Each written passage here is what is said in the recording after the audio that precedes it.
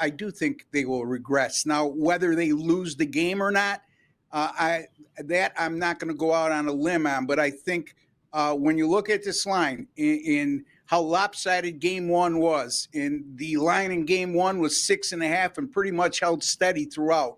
In this line, if you look at the odds over at Wager Talk on our free odds page, opened at 7.5 and it's down to 7, even though, as you alluded to, the public is all over Boston here again. This Dallas team has been resilient this postseason. As a matter of fact, that was their 6th loss of the postseason in game one. They're 5-0 straight up in ATS off a loss in the postseason, winning by an average of 15 points per game. They're 7-2 straight up and ATS in their last 9 playoff away games. They're 4-0 straight up in ATS this postseason after scoring less than 100 points, which they were held to 89 in game one. Boston hasn't covered back-to-back games since game one versus Cleveland. Now, a lot of that has to do with either laying a number on average during the postseason, but B, they lack consistency at times in terms of their intensity and their focus.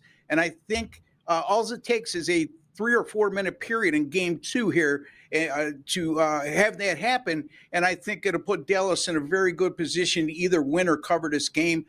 They're just 5-4 against the spread at home.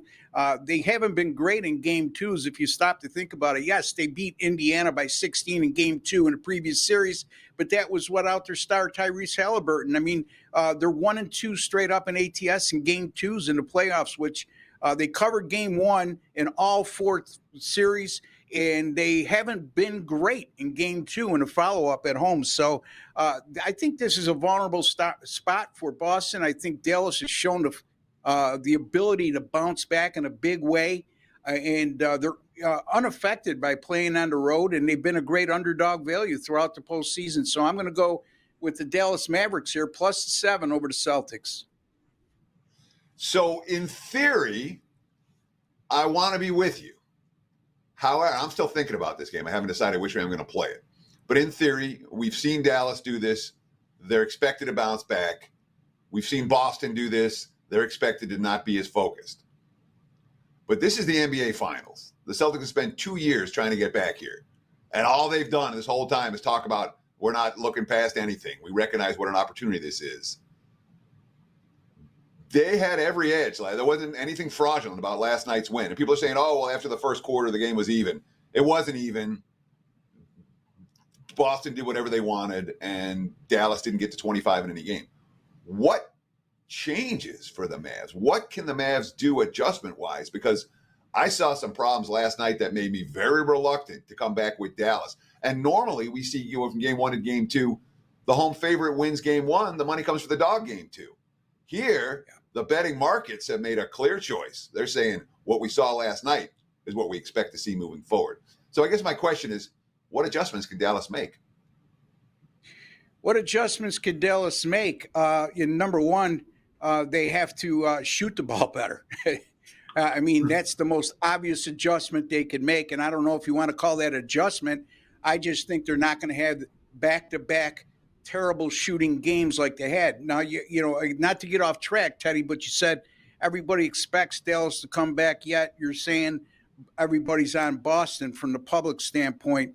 And I like that even more because the fact that bettors at this time of year especially, and in this high profile of a series, are more apt to be influenced by what they saw the game before.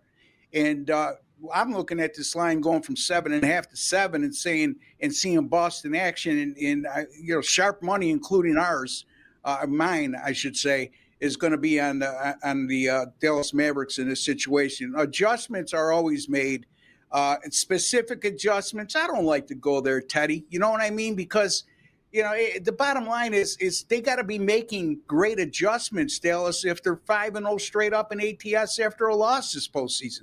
So they've shown, the coaching staff and the players have shown the ability to make the proper adjustments after a loss, and that's what I'm going to ride.